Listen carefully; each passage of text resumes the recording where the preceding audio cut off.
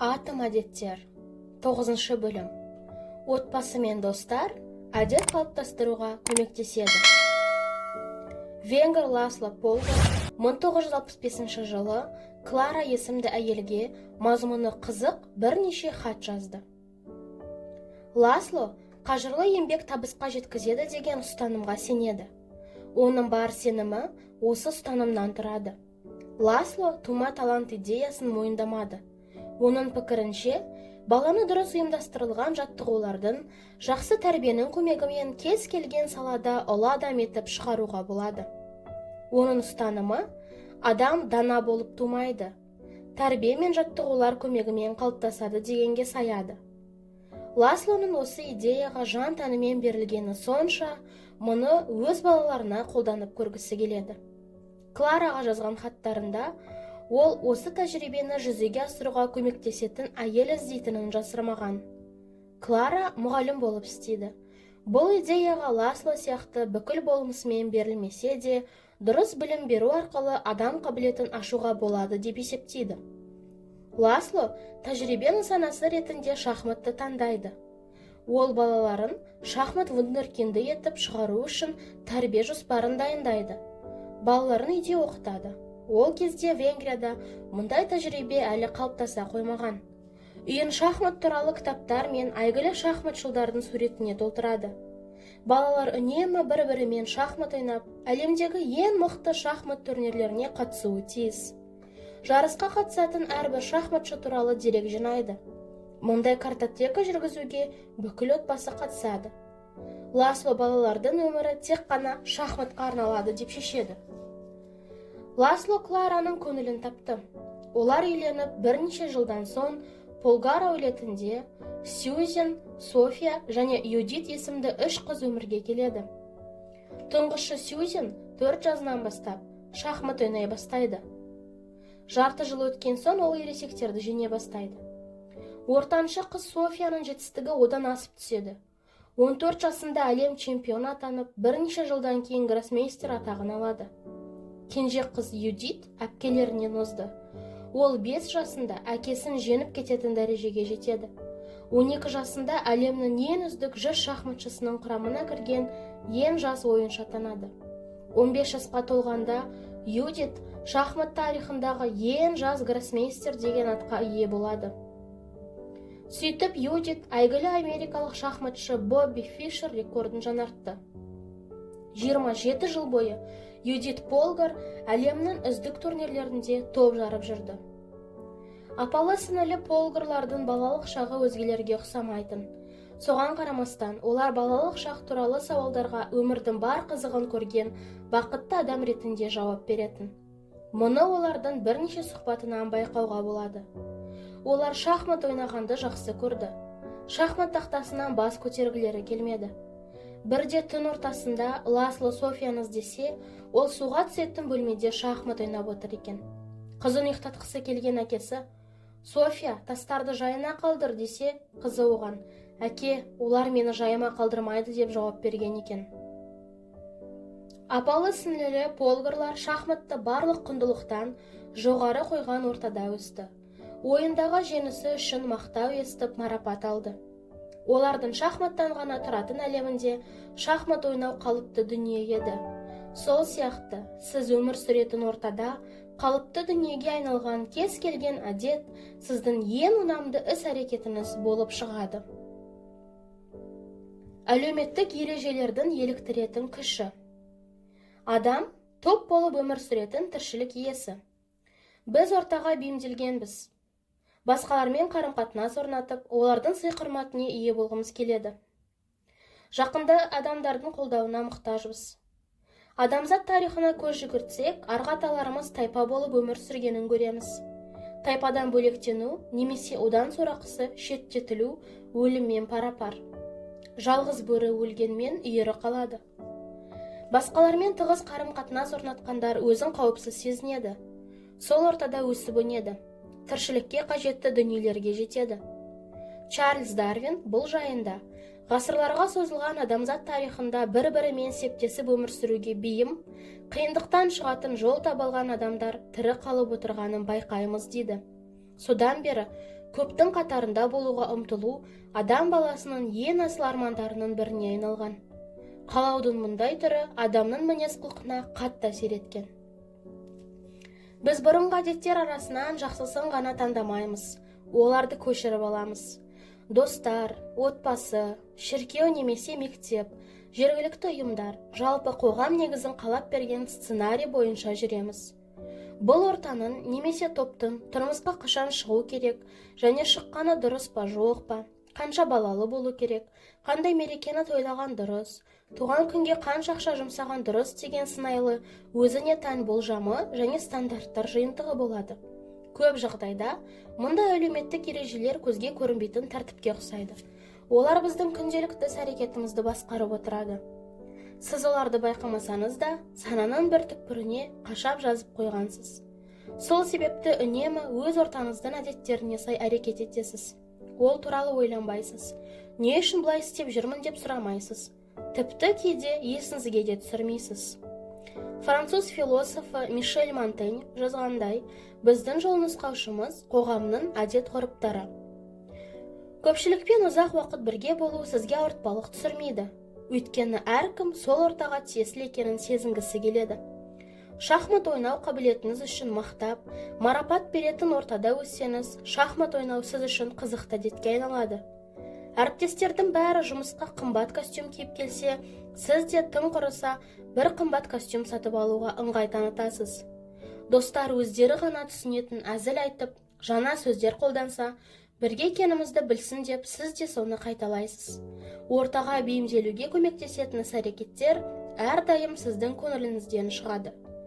Әдетте біз мына топтардың әдеттеріне еліктейміз. Жақын араласатын орта, көпшілік орта және абыройлы адамдар тобы. Әрбір топ мінез-құлықты өзгертудің екінші заңын қолдануға және әдеттерді мейлінше ұнамды етуге мүмкіндік береді. Бірінші, жақын араласатын ортаға еліктеу. Жақын араласатындар адамның мінез-құлқына қатты әсер етеді.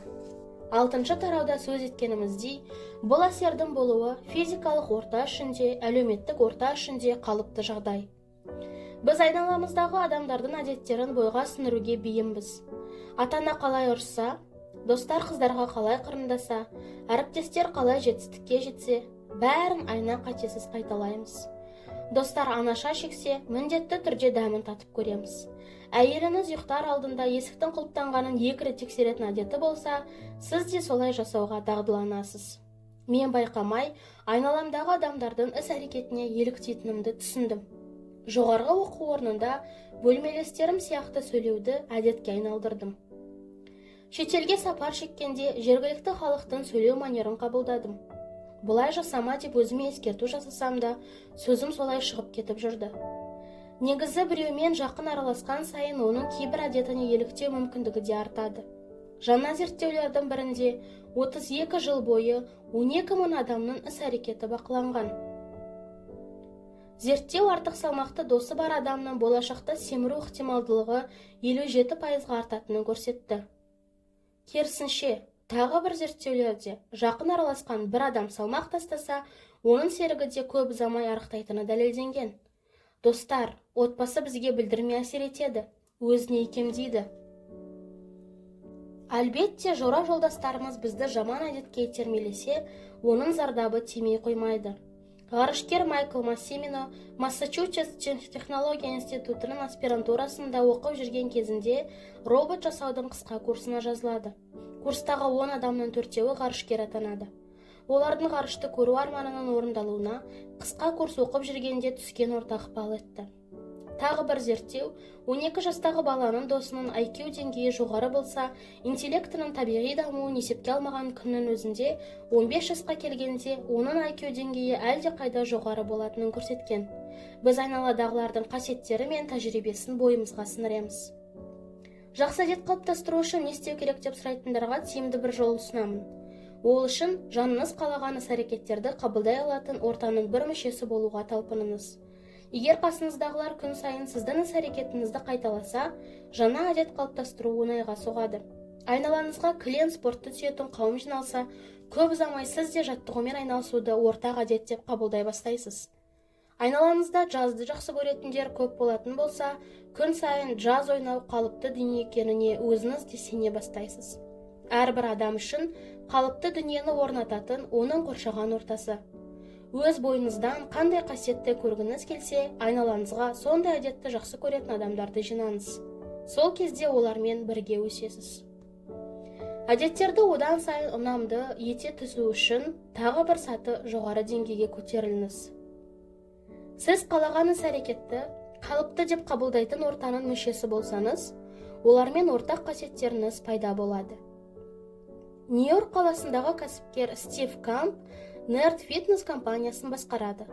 Бұл компания компьютер фанаттарына, жолы болмағандар мен мутанттарға арықтауға, салауатты өмір салтын ұстануға көмектеседі.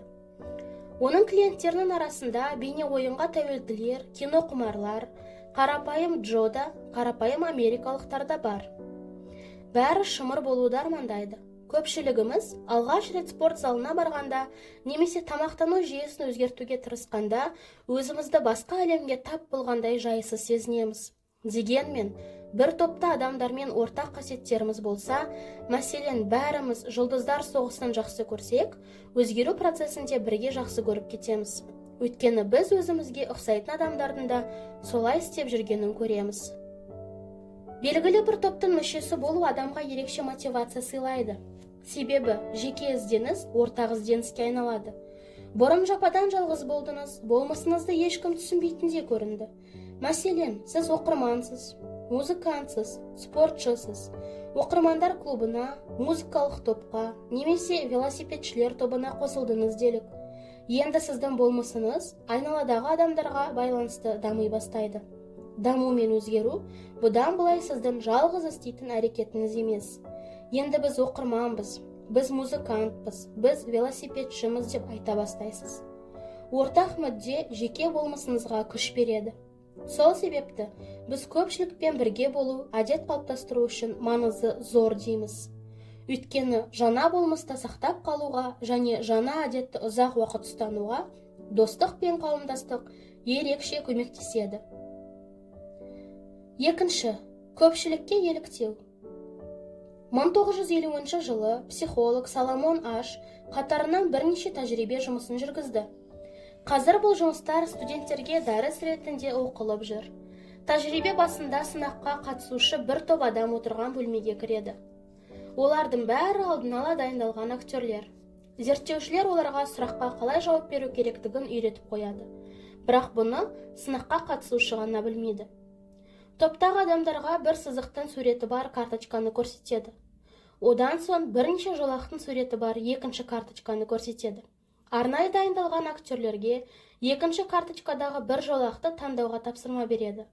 Бұл жолақтың ұзындығы бірінші карточкадағы жолақтың ұзындығымен бірдей. Бұл өте оңай тапсырма.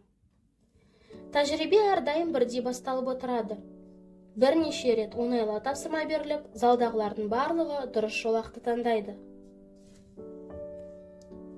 Сынақта қолданылған екі карточканың мысалы. Соломон Аш екі карточкадағы суретті әлеуметтік сәйкестік жөніндегі әйгілі тәжірибе жұмыстарына қолданған. Бірінші карточкадағы жолақтың ұзындығы сол жақта С жолағымен бірдей екені көрініп тұр. Алайда залда отырған актерлер екеуінің ұзындығы екі түрлі деп шулап қоя берген кезде сынаққа қатысушылардың біразы өз көзіне өзі сенбей, көпшіліктің айтқанына еріп пікірін өзгерткен. Бірнеше раундтан кейін қатысушыларға жеңіл тапсырманы тағы қайталайды. Бірақ бұл жолы залда отырған актерлер дұрыс емес жауапты таңдайды. Мәселен, жолақтарды салыстырып, осылардың бірдейін таңда деген тапсырмаға актерлер А деп жауап береді.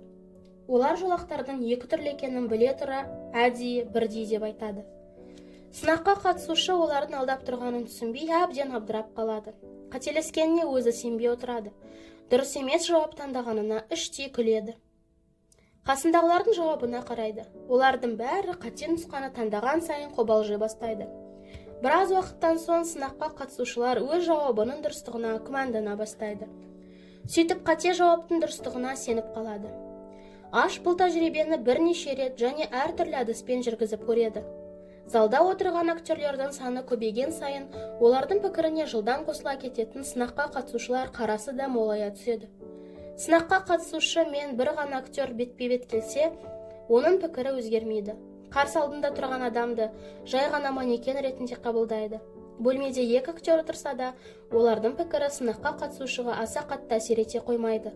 Алайда актерлердің саны өсіп, 3-4 адамға, кейін 8 адамға жеткенде, сынаққа қатысушылар өз ойына өзі күмәндана бастайды.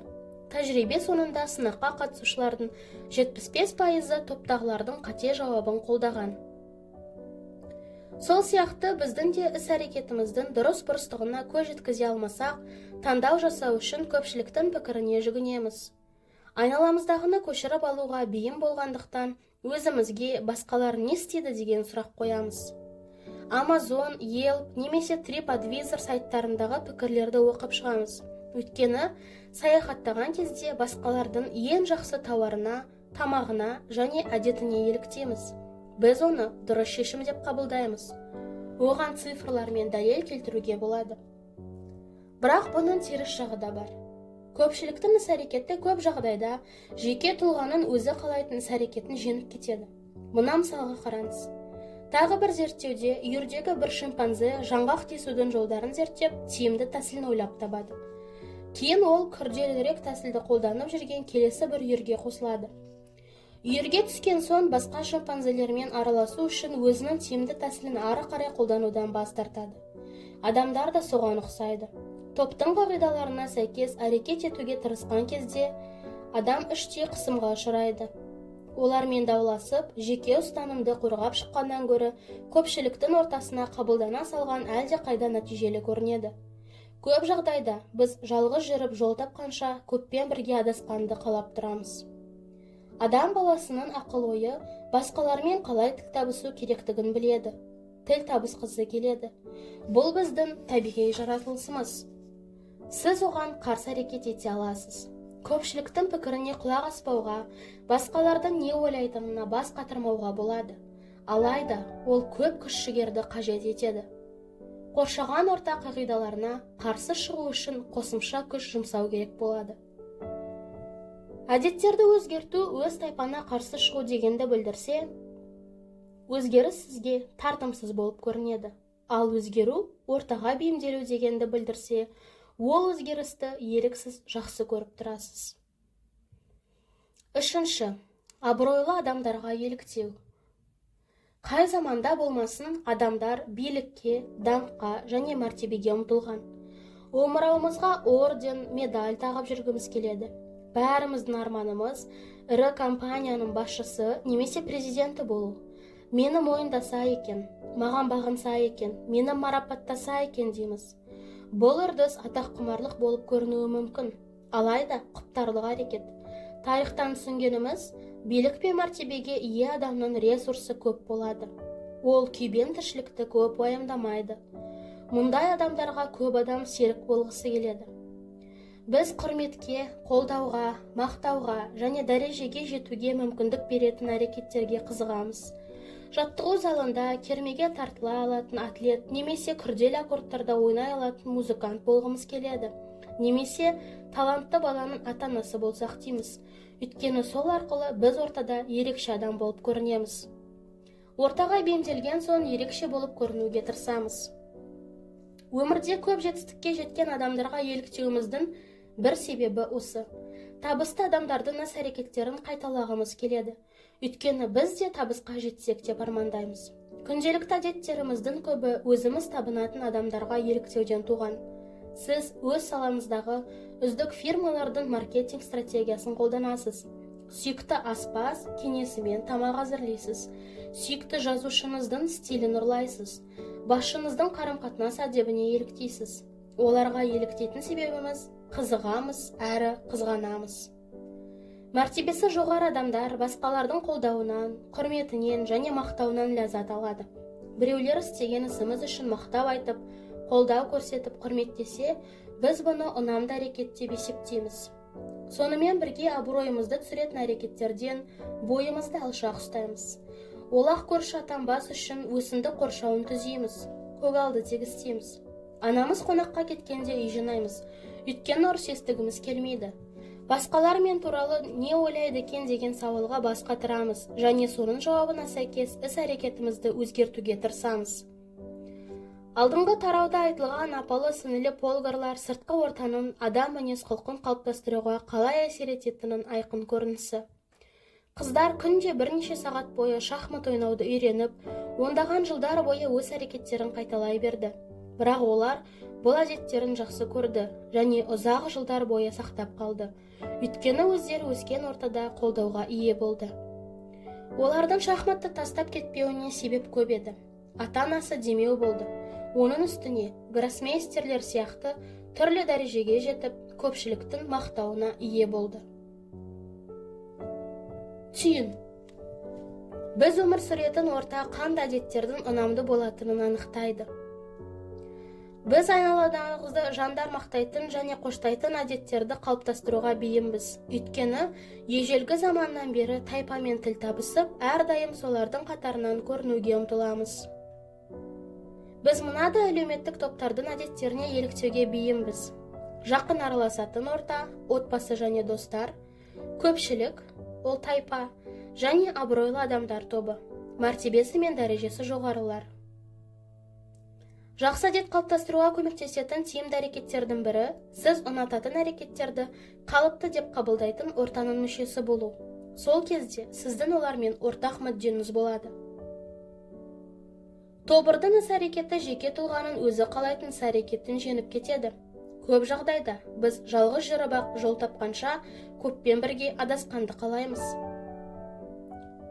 Әрекет қолдауға, құрметке және мақтауға ие болса, біз үшін ол ұнамды әрекет болып есептеледі.